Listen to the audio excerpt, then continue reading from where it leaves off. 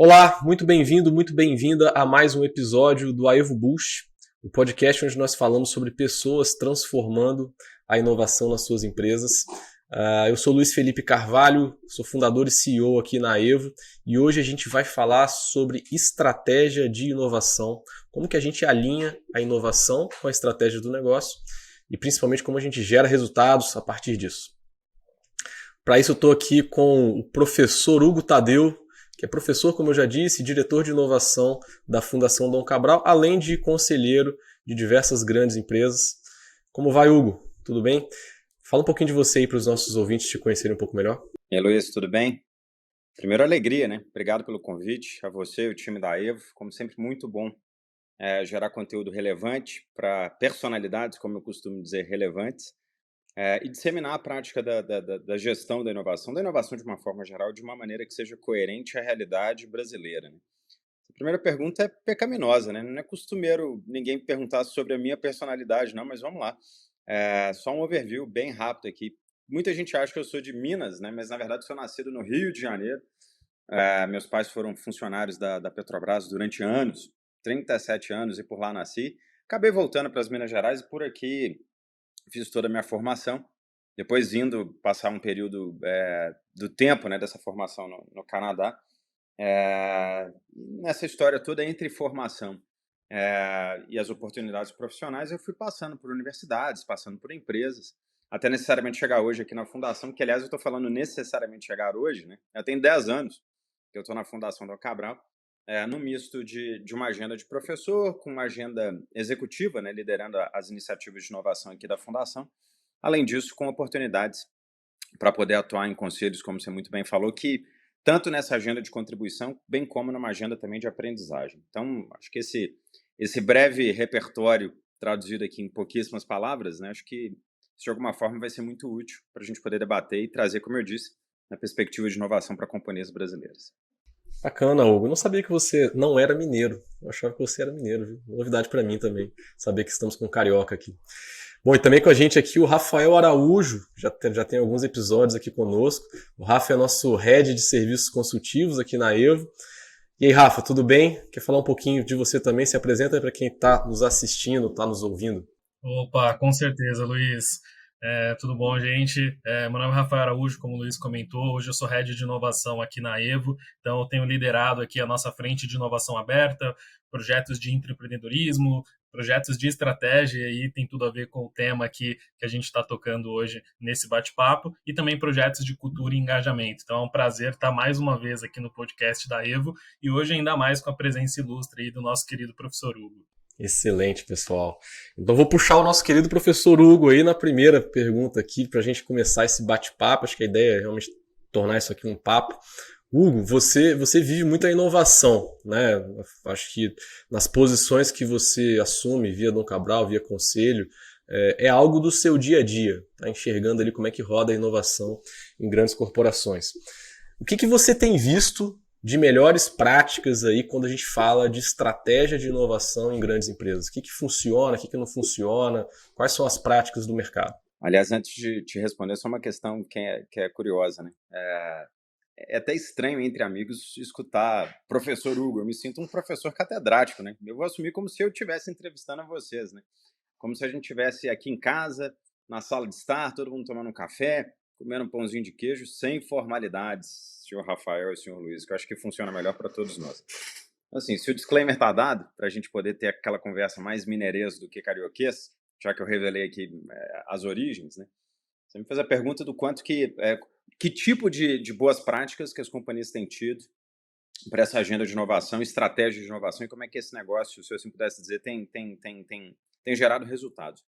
Luiz, vamos lá, cara. Acho que como ponto de partida, o entendimento correto sobre o que seja inovação, né? Do que eu vejo por aí afora nas minhas andanças, né? Aliás, eu posso pegar uma reunião de ontem, sem citar o nome da companhia, por uma questão de disclaimer, do qual essa companhia tinha aquela intenção de uma estratégia de longo prazo, e eu lembro que no início da reunião eu já setei expectativas, né? Longo prazo é feito por vários curto prazo, né? Então, assim, para a gente poder chegar lá no futuro, eu tenho que ter uma coerência do que eu estou entregando de curtíssimo prazo com essa pauta da inovação. E de carteirinha eu já bato na tecla que a gente tem aquele ideal imaginário que quem trabalha com inovação é aquele cara do P&D, que é super bem formado, que é o cara do gênio da lâmpada mágica, ou então daquelas personalidades que são super criativas e que entendem que inovação para uma ideia brilhante que a gente vai conseguir transformar o mundo. Sinto muito falar para vocês, mas numa agenda de formulação estratégica, o que a gente bate na tecla o tempo inteiro é numa palavrinha super bonitinha que eu acho que o time de inovação às vezes esquece, que se chama resultado. Ou seja, qual que é o resultado financeiro das agendas de inovação e, ao mesmo tempo, qual que é o resultado da prática / conhecimento. Para isso, quem fala de estratégia para inovação, ou estratégia de uma forma geral, deveria ter ciência dessa visão futura, mas, consequentemente, de alocação de recursos, né? Ou seja, se eu quero ter uma estratégia de inovação, como é que eu formulo um bom e velho portfólio de projetos nessas iniciativas de curto prazo, obviamente que vão retroalimentar escopo 2, como eu falo, que são iniciativas de médio prazo, quem sabe no futuro, para uma agenda de convencimento de quem lidera a estratégia, que se chama conselho e presidente, né? Então, acho que para quem está nos escutando aqui, nos vendo, ou seja, tendo o privilégio de estar sempre nesses conteúdos de altíssima qualidade aqui da Evo, toda vez que a gente for falar de estratégia de negócio ou estratégia de inovação, a primeira palavra que a gente deveria ter se chama disciplina, a segunda palavra que a gente deveria ter se chama processo, a terceira palavra que a gente deveria ter se chama alocação de recursos, ou seja, a estratégia será coerente à alocação de recursos, e nesse caso os resultados que a gente deveria trazer para tanto. Por que eu falo disso?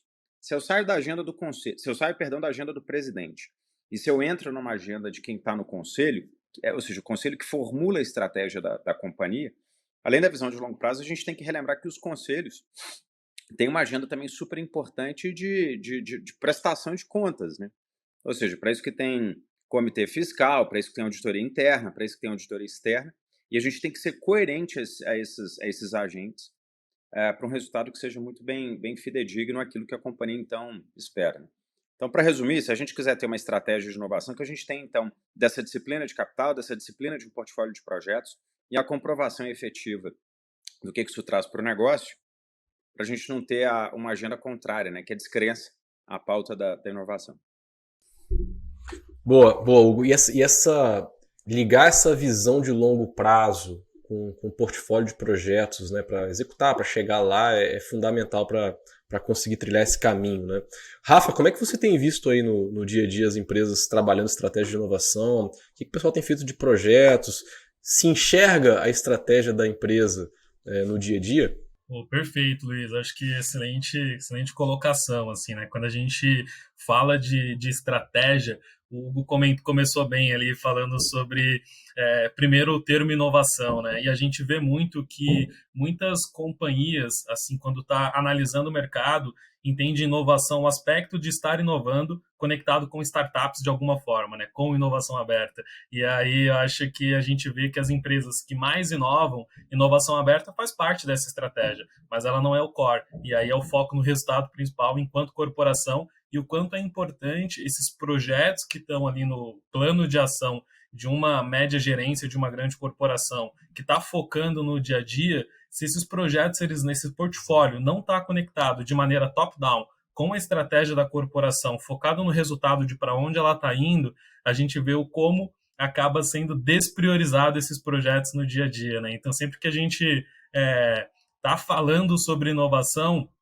a gente vê que quando as empresas elas têm uma estrutura top-down, pensando em estratégia de inovação, como visão de futuro daquela companhia, é muito mais rápido e tem muito mais força o dia a dia de alguém que está trabalhando com inovação na parte operacional. Então, essas duas coisas precisam se comunicar de maneira mais top-down, né? Eu sei que a gente sabe que bottom-up é super importante, a gente precisa de disseminar a cultura de inovação dentro de uma empresa de maneira mais abrangente, mas o quanto a questão da estratégia ser top-down, ela realmente conecta e a gente consegue realmente tracionar ali uma cultura de inovação e focar em resultados de maneira mais efetiva, né?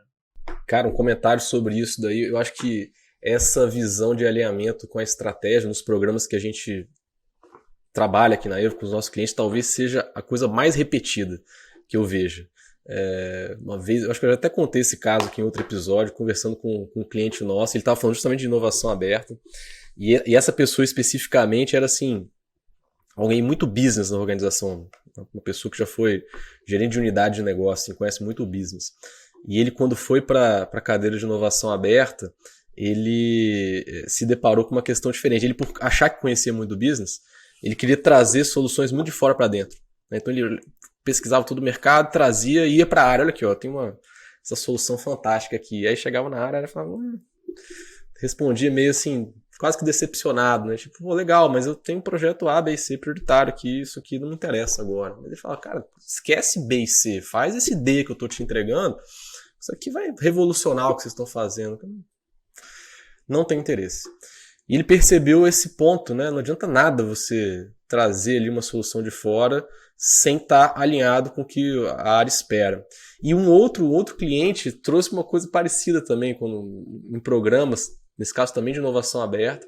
Eu perguntei para ele, cara, o que é o que mais define o resultado que você mede aí com seus programas aqui? É você ter feito um bootcamp com as startups, é ter feito um processo grande, ou é a ferramenta, é o processo?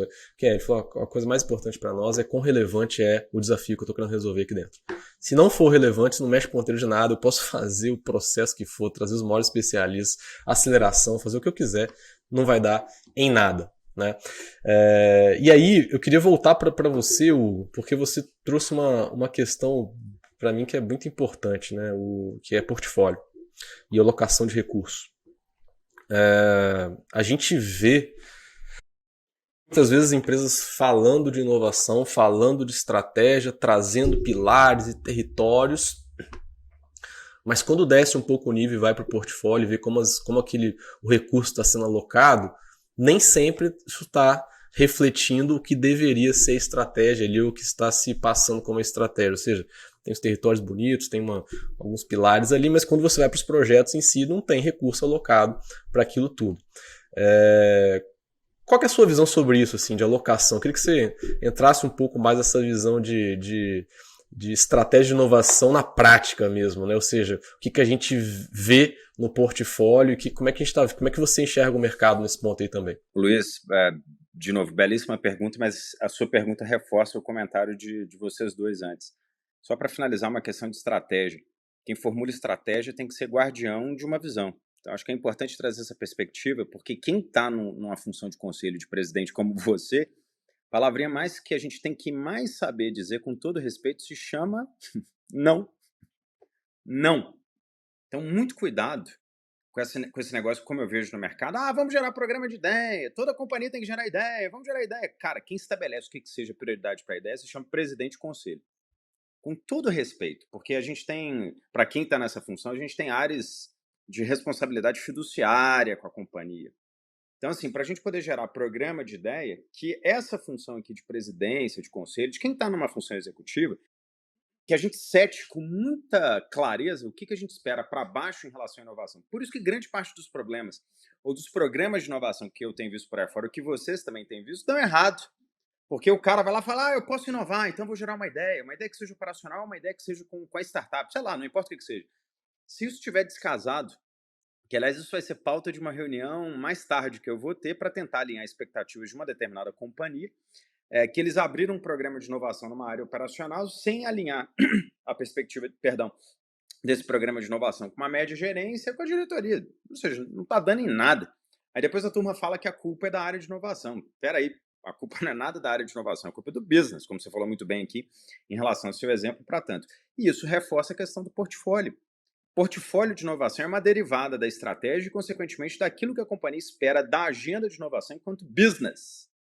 Então, esse negócio de falar assim, porque inovação é conhecimento novo, com todo respeito, parece a realidade da turma do P&D de anos atrás. Porque o P&D vai revolucionar a companhia, não vai nada. P&D, aliás, normalmente P&D é um problema, com todo respeito aos meus amigos do P&D, eu sou P&D aqui na Fundação Dom Cabral, porque P&D, primeiro, normalmente é despesa, e P&D, para gerar resultado, tem que também estar conectado ao negócio. Então, assim, só para finalizar o que vocês falaram na pergunta anterior, porque eu acho que é importante estabelecer perspectiva, e para deixar claro que tudo bem, eu posso estimular a inovação na base, mas é muito mais coerente se eu estimular a inovação a partir de uma visão estratégica do negócio, dizendo para todos, olha, esses aqui são os projetos prioritários, preferencialmente que sejam poucos, né? 5, 10 no máximo, para a gente então ter um XY. O que é um XY?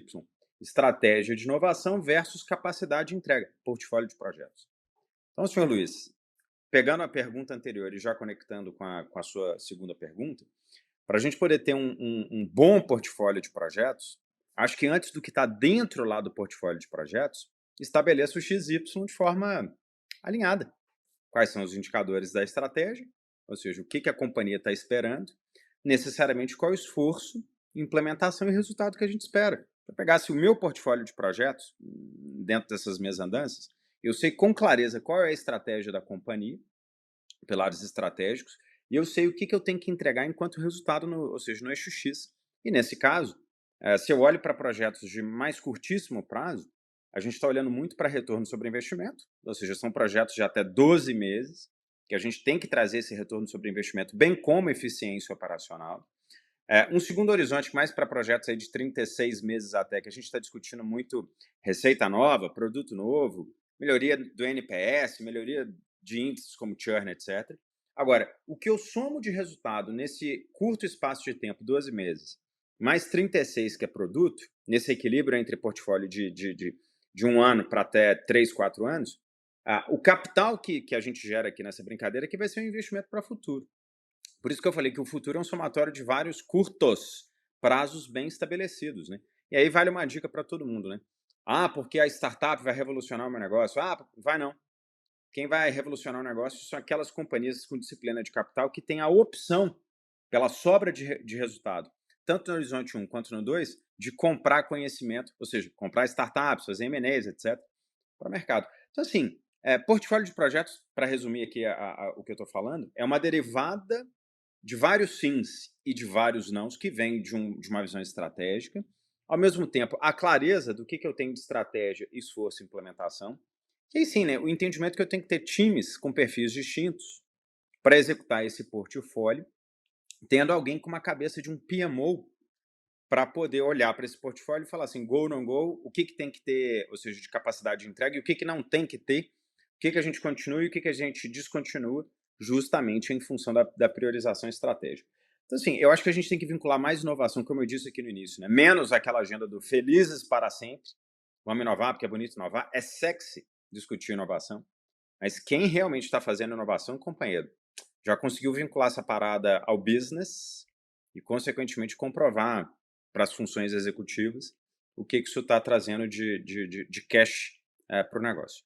Pô, perfeito, Hugo. Acho que queria até acrescentar aqui, então, aproveitando a tua experiência em conselhos de diversas grandes corporações, uma coisa que a gente vê muito assim no dia a dia é uma média gerência, um time que está olhando para o tático operacional, que também entrega resultado, mas que nem sempre o tático operacional que aquela média gerência está executando está conectado com uma estratégia. E aí esse descasamento gera isso que você falou na visão de longo prazo, gera 1 milhão de fricções no dia a dia, porque a pessoa está olhando para um projeto de curtíssimo prazo e sendo que inovação não faz mágica, né? A gente precisa de tempo para inovar. E aí, se isso não é uma prioridade, isso vai rodar 1, 2 ciclos e não vai ser uma prioridade de fato, porque não está na estratégia e aquilo vai realmente morrer na praia. Então, acho que tem esse descasamento, ele gera um impacto muito grande dentro da empresa. E aí, uma dúvida que me surge, que eu queria aproveitar essa tua experiência para você compartilhar aqui com o público da Evo,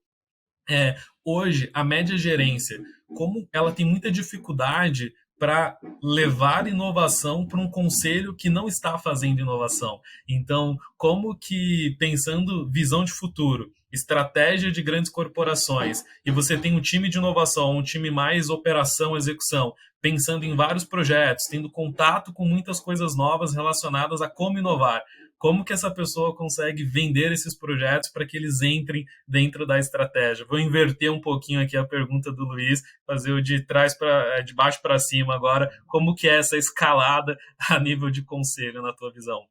Adorei o jogral aqui, porque inclusive me abre oportunidades para fazer perguntas também para vocês. Mas vamos lá, o Rafa, você trouxe uma questão que é importante. 2 perguntas em uma, né? Primeiro sobre o conselho, né? O problema do conselho é quem senta no conselho. E com total disclaimer, não estou trazendo nenhuma informação de nenhum conselho que eu faça parte, visão de mercado. Porque se eu olhasse aí para dados da B3, dados, sei lá, do IBGC, dados da Fundação Dom Cabral, está mais do que claro e evidente. Aliás, saiu ontem, dia 28 de agosto de 2023, uma pesquisa super interessante da B3, falando sobre o perfil de quem senta no conselho, né? 90% são homens, faixa etária aí de 55 anos para cima, uma parte deles são formados, né? Ou vêm de escolas do mercado financeiro, blá, blá, blá, blá. Diversidade, zero. Então, quando eu falo, aliás, que a gente olha para o copo cheio desse negócio, né? São executivos com experiência em mercado financeiro, o que atesta que são executivos que não tiveram passagem por cadeiras, na minha leitura, que discutem inovação, transformação digital e etc. Então, acho que primeiro é uma questão do conselho, entendimento do conselho sobre as pautas de inovação, P&D e tecnologia. Isso reforça o que eu já bati na tecla em outros canais, que eu acho que os conselheiros, com todo carinho, garbo e elegância, deveriam voltar para os bancos escolares, né? Voltar a estudar, porque o mundo não se resume só a numerador e denominador, por mais que isso seja importante e relevante para a sobrevivência. Agora, do outro lado, na sua pergunta, quando você fala da média gerência que está querendo gerar ideias e que isso chegue lá no tomador de decisão, eu acho que tem um step anterior. O problema não é a média gerência, o problema é estimular de forma adequada a média gerência para que essa média gerência tenha um canal, um funil de inovação adequado e bem entendido. Nesse caso, na minha leitura, o desafio não é da média gerência, o desafio é da área de gestão de pessoas, que é aquele velho mantra, né? Todo mundo pode inovar? Resposta, não. A área de gestão de pessoas deveria fazer uma clara avaliação de perfil, de qual é o perfil do Rafa, de qual é o perfil do Luiz, de qual é o perfil do Hugo, e de acordo com o nosso perfil, setar métricas de resultado por projeto pelo perfil. Ou seja, se o Luiz que está aqui tem um perfil, exemplo, tá, para quem nos escuta, se o Luiz tem um perfil muito operacional, muito financeiro, nada melhor do que alocar o Luiz em projetos que tenham essa determinada função, projetos operacionais. Saving. Se você, Rafa, tem um perfil muito mais para vendas, nada melhor do que setar expectativas e métricas de inovação para geração de receita, leads, etc. Se eu tenho um perfil mais tecnológico, e esse é o meu perfil por ventura, que eu fique em projetos mais de horizonte 3.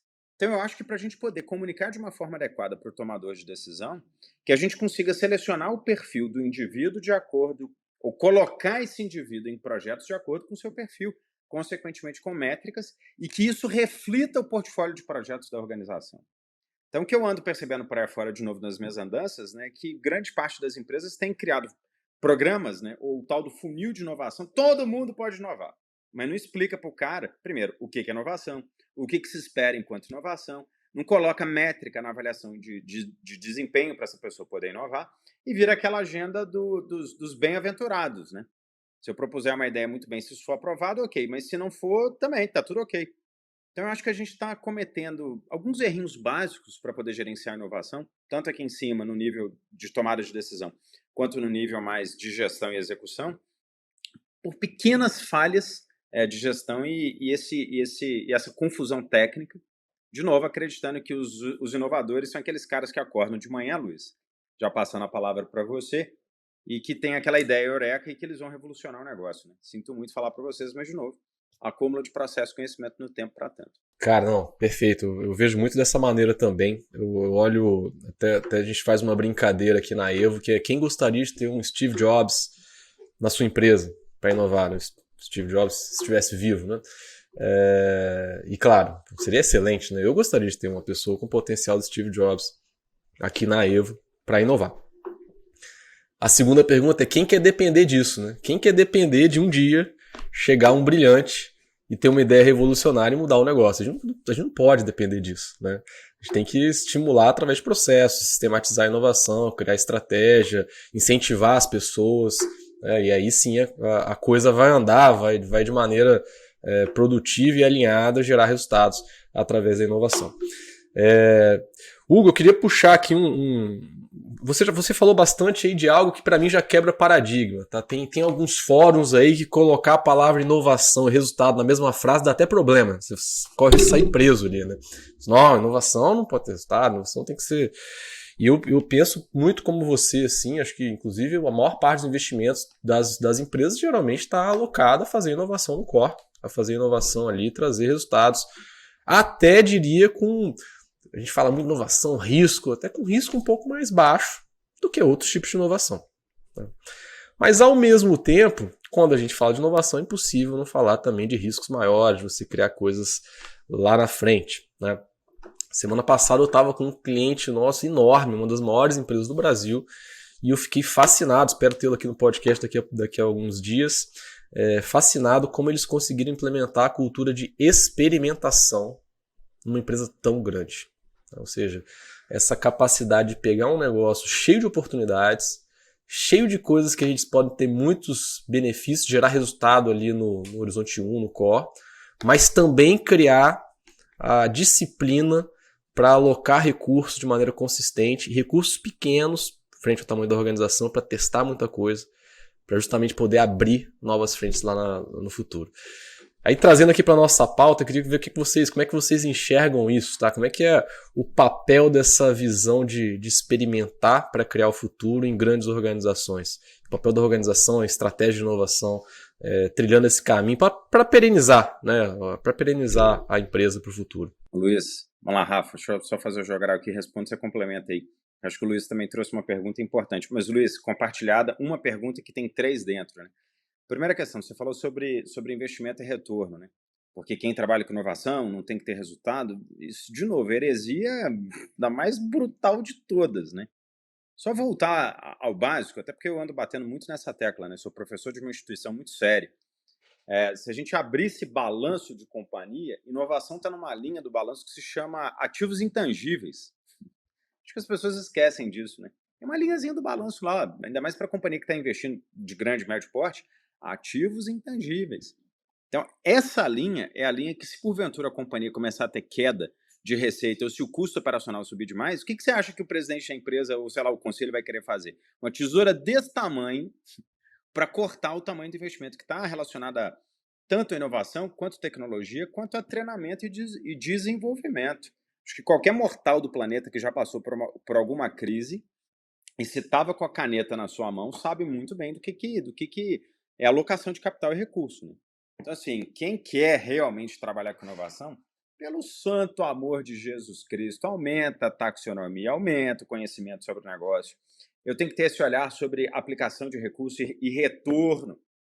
Se isso é de uma inovação incremental ou se isso é de uma inovação tecnológica, porque risco, resultado e retorno são agendas que andam muito juntas, né, nesse tipo de narrativa. E aí, complementando, o tipo de inovação que a gente vai estimular na companhia depende do apetite a risco e, obviamente, a investimento, né? Eu costumo dizer que é um pêndulo essa agenda da inovação.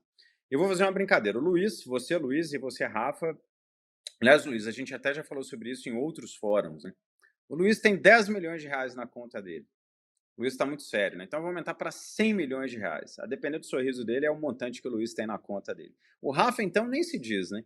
Eu sou razoável esse montante. É aquela brincadeira, né? Eu tenho 1 milhão, 1 real, 10 milhões, sei lá, 100 reais, não importa o que seja o montante. Pego o telefone e ligo para o gerente do banco. O que eu faço com esse dinheiro para esse dinheiro ter uma rentabilidade daqui a 10, 15, 20 anos eu conseguir usufruir de alguma renda mínima, continuando a trabalhar, mas de alguma renda mínima. Se for um gerente razoável, vai falar assim, cara, pega 60% desse dinheiro e põe em renda fixa, 20% a 30% põe em tesouro direto, 10%, alguma coisa nesse sentido, somando 100 aí, põe em ações. Cara, quem trabalha com inovação normalmente olha lá para as ações acreditando que a rentabilidade está lá, né? Ou seja, o risco total, a inovação não tem que trazer retorno. Sinto muito falar para vocês, né? Para qualquer alocador, gerente de banco, o cara vai falar que a renda fixa é que paga, na média, a alocação de capital desse tipo de investimento. Aliás, é só olhar, né? Os ultra ricos americanos, a maior parte do capital empregado deles não está em ações, tá em real estate. Essa narrativa deveria ser a mesma para a inovação, ou seja, comprova resultado, projetos que eu consigo aterrissar, que está lá vinculado a 12 meses para o balanço, para depois a gente poder brincar de alguma narrativa de futuro. Aí, Luiz, adoro o que você acabou de falar. Nesse sentido, eu posso ter experimentação. Mas até para experimentar, eu tenho que saber quem que vai experimentar, porque eu não vou pegar um cara da área operacional e vou falar para ele experimentar, né? Tem que ser alguém que tem um perfil e uma coerência para experimentar com um olhar mais de longo prazo, obviamente com esse tipo de alocação de capital e voltando, né? Vinculado à estratégia, vinculado à questão do portfólio, para a narrativa ser coerente, né? Então, de novo, não me venham com chorumelas, para quem nos escuta, né? Eu acho que a gente tem que aumentar o entendimento sobre a prática e o que isso remunera, né? O capital empregado. Perfeito, Hugo. Até concordo aí 100%, cara. Só fazendo um breve complemento aqui, quando a gente fala de inovação é muito uma questão de descentralização também, né? Isso tem que estar em pauta, né?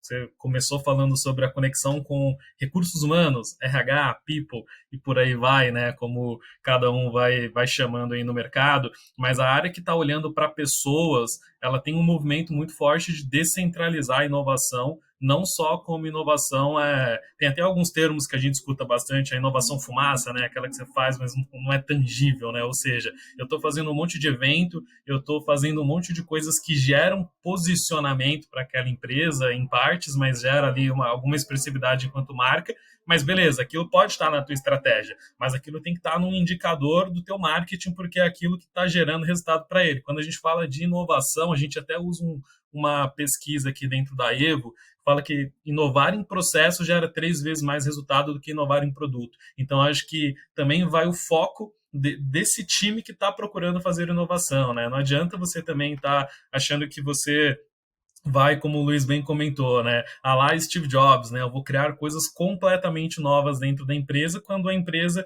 no portfólio de iniciativas, inovação é um pedaço de tudo que aquela corporação vem fazendo. Então, inovação, ela não é a prioridade número 1 da empresa, da maioria das empresas. Então, como que a gente consegue inovação enquanto... Só para não gerar nenhum entendimento errado aqui, né? Inovação é prioridade das corporações, mas eu acho que os projetos de inovação, eles são projetos num ambiente de incerteza, ainda mais quando a gente toca na questão de experimentação. Então, é mais fácil a gente experimentar coisas num universo de eficiência operacional, onde eu consigo gerar quick wins, né, os pequenos ganhos, e realmente impactar aquela empresa, do que eu querer gerar um experimento dentro de criar um novo produto. E aí você trouxe bem aí os prazos aí de longos meses em relação a esse desenvolvimento de novas coisas, porque quando a gente fala com o mercado, muitas vezes as empresas acreditam que elas vão transformar uma corporação em 3 meses, em 5 meses, em 6 meses. Isso não vai acontecer. Então, esse processo, ele tem que estar numa visão de médio e longo prazo, né? Então, acho que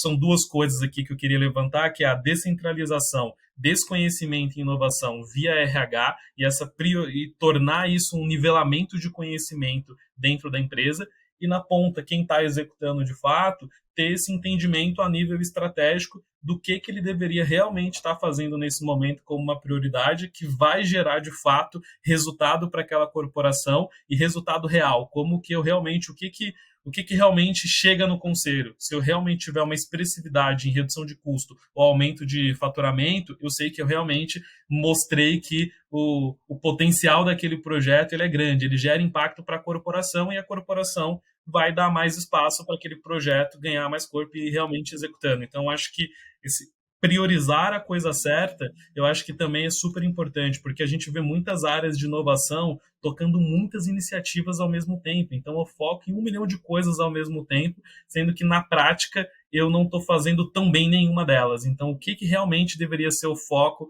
daquela empresa? E aí, acho que, de novo, a gente sempre vai voltar ali para a comunicação entre estratégia e operacional, porque, de fato, uma coisa tem que andar colada na outra, porque se a gente desvia muito esses caminhos, quando chega lá no final, você rodou 1 ano de um projeto X que não estava conectado com a estratégia, é o que você falou, a tesoura vai vir e vai cortar aquilo, não é a prioridade da empresa. Então, essa comunicação corporativa é uma coisa muito importante da gente praticar e estimular, e talvez o RH ele seja um dos grandes pilares dentro dessa estratégia de fazer inovação dentro de uma grande corporação, né? Se você me permitir, Luiz, só para fazer um complemento, eu lembro de um texto que eu escrevi, acho que foi na Época Negócios, que eu sou lá colunista, que exatamente esse foi o título, né? Chame o RH para inovar, por uma questão simples. Ô, Luiz, você usou a expressão que é bonita, né? Vamos experimentar. Eu lembro de um colega professor da fundação que hoje está nos Estados Unidos que falava sempre isso, né? Toda empresa que é super inovadora tem que praticar o que ele chamava de erro honesto. Então as pessoas têm que errar, elas têm que testar em ambiente laboratório. Ótimo, ótimo. A gente só esquece que o mundo evolui, né? E aí, nesse caso específico, quando a gente fala do RH, vinculando ao portfólio de projetos, vinculando à estratégia e vinculando às métricas, eu volto aqui a um portfólio de perfil. Porque se eu pensasse numa companhia que eu atuo, de novo, não posso detalhar que companhia seja essa, o RH faz uma avaliação de faixa de remuneração por perfil e senioridade. Então, aquele cara que, numa escala de 1 até 9, Nível 1, baixa senioridade, nível 9, alta senioridade. E por remuneração. Então, aquele perfil que está num perfil entre escala 1 e 3. Ele é uma pessoa mais júnior, não é tão sênior assim. E que supostamente está numa atividade mais operacional. Todo mundo conhece bem que o RH tem aquela história de faixa de salário. Eu posso pagar o indivíduo até 80% da faixa, até 100% da faixa, aquela coisa toda. Então, no caso lá específico dessa companhia, a gente começou a entender que a gente poderia estimular a experimentação desde que tivesse métricas para tanto. Então, a gente começou a remunerar em até 80% da faixa do salário para o perfil desse indivíduo, os 20% para complementar, obviamente, os 100% da faixa, remuneração variável. Então, a gente começou a estimular. Tem que ter experimentação, tem que ter teste, mas nesse gap de 80 para 100, era um orçamento que a gente tinha para as pessoas poderem gerar ideias. E no final do ano, a gente começou a computar que tipo de ideia que era essa, com uma remuneração variável sobre esse tipo de ideia. Agora não, o indivíduo está no nível de senioridade que é, sei lá, numa escala de 3 a 6, já é um gerente, e está em função de vendas. Ele vai ser remunerado sobre receita gerada. Da mesma forma, entre o total da faixa numa diferença, remuneração variável para esse tipo de agenda. Agora não, o cara está propondo, ele tem alto nível de senioridade, ele, sei lá, é faixa 9, com o maior potencial específico de remuneração para aquele orçamento do RH. A gente vai dar dinheiro para ele? Nesse caso dessa companhia que eu estou pensando aqui, a gente consegue converter em investing. Ou seja, o cara ele tem a oportunidade de conseguir converter das iniciativas de inovação dele em investimento para virar cotista, acionista, não importa o que seja, para o negócio. Então, essa sua questão agora, Rafa, para mim foi importante, porque não adianta, Luiz, a gente só falar em experimentação se não tiver também uma agenda coerente de remuneração, porque eu acho que o inferno está cheio de gente muito bem intencionada, sabe? E essa intenção para virar anjo tem que ser bem capitaneada e remunerada. Não, e você fechou com um tema que para mim é fundamental, que é o incentivo. As organizações, isso funciona muito bem nas organizações. A forma como a liderança é incentivada dá o tom, dá a direção que todo mundo vai percorrer. Então, isso é algo que para mim limita muito as iniciativas de inovação. Se os incentivos que estão colocados para alta liderança tiverem só para resultados de curto prazo, não vai sair inovações, por exemplo, de horizontes maiores. Por mais que você coloque isso na estratégia. É difícil você trabalhar isso sem que as pessoas estejam incentivadas. E aí, tocando em análise de perfil também, a gente tem visto também muitas organizações olhando para isso, né? Entender, né, que quem faz inovação não é a empresa, né? São as pessoas que estão ali, né? Então, entender bem quem está pilotando esse processo, entender bem que posição que ele joga e como que se incentiva é fundamental. Mas aí, pessoal, estou tentando aqui fazer um quebra-cabeça na nossa conversa aqui. A gente falou de alinhamento, de estratégia, da visão do papel conselho, presidente, como que isso se alinha ali com a organização. A gente falou de pessoas como fundamentais para esse processo, liderança, incentivo. E eu queria fechar aqui a nossa conversa trabalhando um pouco de governança, né? Processo, né? Como é que a gente coloca essa engrenagem para gerar? Volto ao que eu comentei antes, de que não adianta esperar um dia que o Steve Jobs vá aparecer aqui e ter uma grande ideia, né? E mudar todo o negócio. Isso precisa ser rodado, precisa ter processo na organização, a inovação precisa se tornar sistêmica. E aí vou lançar aqui uma polêmica. Há 3 anos aí, 3, 4 anos, saiu a ISO de inovação, que é uma polêmica, né? Pô, mas ISO, inovação, esse negócio combina, né? ISO não é aquele negócio que coloca todo mundo em caixinha, inovação não tira da caixa. Como é que é isso, pessoal? ISO combina com inovação? O que vocês acham aí da ISO 56000, que está saindo, não é ainda certificável, mas tem um modelo bem interessante. O que vocês têm para dizer a respeito disso? Essa eu preciso responder, de pronto. Vamos lá. Primeiro que a ISO, em específico, tive o privilégio de participar da concepção dessa ISO, tá? Do grupo coordenador lá do projeto, né? ISO não foi feito para engessar nada, senhores. Pelo amor de Deus, ISO foi feito para setar padrão, só isso. Um mínimo de padrão para as organizações estabelecerem uma rotina de inovação. De novo, as pessoas continuam a misturar alhos com bugalhos, né? Eu acho que esse canal aqui, o Luiz e Rafa, ele é super importante para a gente disseminar a informação de uma forma correta, né? Aliás, engraçado, né? Vou pegar só por um minuto aqui a questão do nome processo. Se a gente olhasse as companhias mais longevas do mundo, 40% dessas companhias, eu posso estar errado aqui no percentual, mas mais ou menos 40% dessas empresas são japonesas e que, porventura, têm processos bem estabelecidos, das coisas mais básicas, de um PDCA, gestão por diretrizes, aquela coisa toda. E essas companhias entendem que um processo minimamente padronizado, com foco no cliente, gera sobrevivência e longo prazo. Então, acho que é importante ter esse disclaimer, que ISO de inovação não é para poder engessar e nem tirar a criatividade de ninguém. É para poder setar expectativas e entendimento, para todo mundo poder trabalhar com a prática de inovação. Agora, se eu volto à questão da governança, para a gente não misturar governança com processo, para a gente poder dizer sobre qual seria a melhor governança para a minha companhia, para a agenda de inovação, eu volto à estaca zero, né? Talvez a pergunta seja outra, né? Sei lá, qual que é o nível de maturidade da minha companhia para inovação? Então, aquela companhia que quer ter uma governança adequada deveria minimamente fazer uma avaliação e tem vários assessments no mercado para isso, para fazer uma avaliação da sua maturidade e, consequentemente, entender onde que a caixinha ou a função inovação deveria estar na sua estrutura organizacional. Eu vou fazer um paralelo aqui, Luiz, com a área de TI. Para a gente poder dizer onde que a TI tem que estar, qualquer diretor de TI minimamente sabe o que é pentest, sabe o que é teste de estresse, para poder avaliar quais são as características de infraestrutura, back-office e front-office, para poder, então, ter uma agenda coerente de tecnologia. Aí vem a pergunta, por que para inovação a gente não faz a mesma coisa? Já tem uns 5 anos que eu ando batendo nessa tecla, né? Faça uma avaliação de maturidade do seu negócio. De novo, aplica um assessment, aplica um diagnóstico. Desse diagnóstico, para a gente poder entender, principalmente, de novo, no conselho e nas diretorias, qual que é a percepção desses pares sobre o tema.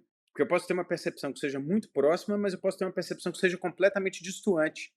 Nesse sentido, sem fazer propaganda aqui de ninguém, tem várias empresas de consultoria por aí afora que já entenderam essa parada, elas fazem o diagnóstico, de acordo com o diagnóstico, se o nível de maturidade for baixo, tem que ter sim alguém que gerencie essa agenda de inovação, tanto em nível de diretoria que está a nível de gerente executivo. E, de novo, se eu entendo que inovação está vinculada a balanço e se tem a linha do ativo intangível, nada melhor do que ter alguém que tenha a caneta e que tenha a função executiva para responder por essa função, vis-à-vis o que a gente, o que a gente vê com a área de tecnologia. Então, cara, inovação tem que ter líder. Sinto muito falar isso para vocês, mas tem que ter liderança. Tem que ter alguém que tenha articulação com pares para poder discutir estratégia de portfólio. Dali para baixo, ou seja, todo mundo tem que ter autonomia para poder gerar ideias, que isso vire projeto e que alguém gerencie o portfólio das iniciativas de inovação. Aí o processo tem que ser muito bem conhecido. Porque normalmente a falha de quem tem a caneta para inovar e como é que comunica. Comunicação, entendimento. Então o processo tem que ser muito bem comunicado, o processo tem que ser muito bem entendido. Resumo da ópera. Quer ter uma estratégia de inovação bem adequada para o negócio? Faça um assessment. Avalie o nível de maturidade da companhia. Repetindo, tem vários assessments de bom nível no mercado. Se o nível de maturidade for baixo, centraliza a gestão do portfólio, não é a inovação. As áreas têm que ter autonomia para poder gerar ideias. Consequentemente, aterrissando em resultado para a gente poder avançar. E fechando, se eu olhasse para várias companhias que são super inovadoras, estou passando aqui por 3 aqui na minha cabeça, elas conseguem ter um entendimento que eu tenho que ter um diretor de TI que olha para back-office e front-office, em síntese. Sistema legado, infraestrutura, aquela coisa toda. E o entendimento sobre a jornada do cliente. Do lado de cá tem que ter um diretor de inovação, que está fazendo o entendimento da estratégia, inovação, até mesmo SG, e nessa interface entre TI com inovação, um portfólio, para aí sim as áreas para baixo, todo mundo gerando ideias, para que esse portfólio seja muito bem organizado por quem tem esse papel executivo, porque isso vai chegar no presidente e isso vai chegar, obviamente, no conselho, com uma explicação que seja coerente para resultado. Acho que é importante a gente ter entendimento disso, Luiz, porque essa agenda não pode ficar solta. E desculpa aqui quem nos escuta. Quem acha que inovação só é o festim, vamos inovar, vamos participar de evento, vamos participar não sei o quê. Tem muita gente que está prestando, na minha leitura, um desserviço em relação a esse tipo de agenda, quando, na verdade, deveria ser tudo que a gente está falando aqui desde o início. Acho que é importante chamar a atenção para esse tipo de ponto, para a coerência do tema inovação. Que, aliás, perdão, como diz meu querido amigo Mário Sérgio Cortella, a palavra inovação em latim significa método, né? que remete a processo, que remete a governança, que remete a estratégia, para a gente não achar que, de novo, o Steve Jobs é igual a innovation, porque, sinto muito, não é isso. Hugo, excelente, cara. Eu preciso pegar um ponto que você trouxe aí e fazer um comentário, que é essa visão de... Você falou, né? Sinto muito, mas inovação precisa ter um líder, precisa ter uma área, né? Precisa ter alguém responsável por isso. E eu concordo completamente com isso, e eu acho que muitos podem pensar diferente por imaginar que a inovação precisa estar em toda a empresa. E as coisas não são contraditórias. Ela pode estar espalhada pela organização, pode e deve. Acho que as áreas precisam estar inovando sempre, mas precisa de alguém coordenando esse processo. Acho que a confusão que não pode ser feita é que a inovação vai ser feita pela área de inovação só. Não, acho que não é por aí. Acho que a gente volta para um conceito mais antigo, mas coordenação, liderança, né, gestão sobre os indicadores, fazer as coisas andarem, é fundamental que isso aconteça. Pessoal, o papo está excelente, acho que poderia aqui ficar horas conversando, trazendo mais temas, mas acho que a gente entregou sim uma visão geral aqui, de novo, desde a estratégia, o alinhamento com a visão da empresa, como que isso vira portfólio, como esse portfólio, uma alocação, desculpa, olhando sim para coisas que vão gerar resultado e contribuir para a criação, para poder alocar recursos também para o futuro. Passamos pelas pessoas, né, o incentivo, o perfil, como que isso se transforma também, como isso precisa ser governado, ter uma liderança, ter processos que tornem esse sistema na organização. Acho que a gente fecha um ciclo muito, muito legal aí. Hugo, queria agradecer demais aí por você estar aqui com a gente, compartilhar um pouquinho da sua experiência. De novo, acho que dava para conversar aqui muito tempo. Você tem assunto aí para um dia inteiro de bate-papo. Com pão de queijo, melhor ainda, né? Acho que talvez com shopping também carioca. Então, mas aí diz para mim, se alguém quiser continuar essa conversa, quiser falar contigo, você está no LinkedIn, como é que faz para te acessar? Vamos lá, Luiz, sem delongas, né? Quem quiser entrar em contato, LinkedIn, só procurar pelo meu nome, Hugo Ferreira Braga Tadeu. E sem, como eu disse, delongas e sem problemas maiores, cara, me manda um e-mail, hugo.tadeu@fdc.org.br. Repetindo aí, ó, hugo.tadeu, teata, não tem H não, Tadeu, @fdc.org.br. E Luiz, se você me permitir, eu terminaria aqui com uma frase, que eu tenho usado bastante essa frase em programas de educação executiva da Fundação No Cabral. É uma frase que eu escutei de um colega, professor de uma prestigiada universidade em Boston, que eu acho que vale a pena aqui para todo mundo, né? Eu estava no período sabático, aquela coisa toda, e aí recebi essa carta. Essa carta faz muito sentido para quem está nessa agenda de inovação. Tinha uma frase, essa frase dizia o seguinte, entre aspas, a maior capacidade para inovar advém da nossa generosidade, humildade e capacidade para cooperar. Então, eu só estou querendo chamar a atenção, como você mesmo falou aqui, Luiz, é menos tecnologia, gente. Tecnologia a gente pode comprar ou desenvolver, mas vamos focar em gente. E essa capacidade de troca, conhecimento, ver que o outro pode ter muito mais repertório do que eu tenho, mas absorver e fazer o bem para as organizações, para a sociedade em tempos atuais. Então, era isso. Acho que é importante deixar essa agenda para a gente lembrar de bons costumes, para a gente conseguir inovar com muita clareza. Obrigado, gente. Excelente, Hugo. E você faz esse papel muito bem aí no ecossistema, né? Super conhecido, está sempre ajudando muitas empresas a alcançar mais resultados com inovação. Rafa, cara, sempre aí, ótimos insights estar contigo. A gente falou aqui de estratégia, né? Inclusive, desde diagnóstico, passando aí por todo o processo. A Evo, inclusive dentro da sua área, aí, pode ajudar. Então, quem quiser conhecer um pouco mais, quem quiser falar um pouco de serviços consultivos, como é que faz para te contatar, Rafa? Opa, perfeito, Luiz. Cara, prazer enorme aqui estar mais uma vez aqui no podcast da Evo. É bem fácil, gente, só Rafael Araújo ali no LinkedIn. Estou super à disposição aí para a gente conversar, para a gente bater um papo, falar um pouco mais sobre a Evo aqui também. E como o Hugo comentou aí, seguindo essa boa prática, por e-mail também super acessível, tá? rafael.araújo@evo.com.br. Vocês ficam super à vontade aí para entrar em contato também. E acho que só finalizando aqui também, acho que o Hugo pontuou muito bem essa inovação atrelada a pessoas. Queria só deixar aqui esse reforço, né, que o Luiz trouxe ali durante a conversa também. Inovação é feita pelo CPF, não pelo CNPJ, né? Então, até inovação está atrelada ao CNPJ, tem muito CPF que vai realmente impulsionar a inovação dentro da empresa. Então, inovação é feita por pessoas e para pessoas, né? Então, o CNPJ ele é apenas um meio de campo para chegar lá. O seu cliente final na ponta é um CPF e quem está fazendo inovação também é. Então, esse movimento para a cultura de inovação, acho que é super importante assim, da gente trazer em pauta. Boa, Rafa. Tinha um amigo meu que falava que empresa é um negócio inventado, né? Não existe esse negócio de empresa, né? Na verdade, é um grupo de pessoas que está seguindo um caminho, na mesma direção e fazendo as coisas acontecerem. Bom, e é você que está nos ouvindo. Antes de mais nada, quem quiser falar comigo, Luiz Felipe Carvalho, Luiz com S, estou no LinkedIn, ou luiz@aevo.com.br. Então, vai ser um prazer receber e-mail de vocês. E também sobre o podcast, né? Se vocês tiverem algum tema, quiserem que a gente fale sobre algo específico, traga alguém, manda um e-mail para mim, acho que a gente vai ter o maior prazer de tentar buscar essa pauta para o podcast. Quiser conhecer um pouco mais sobre a Evo, enfim, estou super à disposição para um bate-papo com pão de queijo, melhor ainda se tiver. E se você curtiu, compartilha com seus amigos, manda esse conteúdo aqui, tem muito conteúdo, tem vários episódios aí, a gente gravou vários com empresas mostrando um pouquinho sobre como fazem inovação. Acho que vai ter bons conteúdos ali para você que está nesse meio de inovação. Um grande abraço, até o próximo episódio do Evo Bush.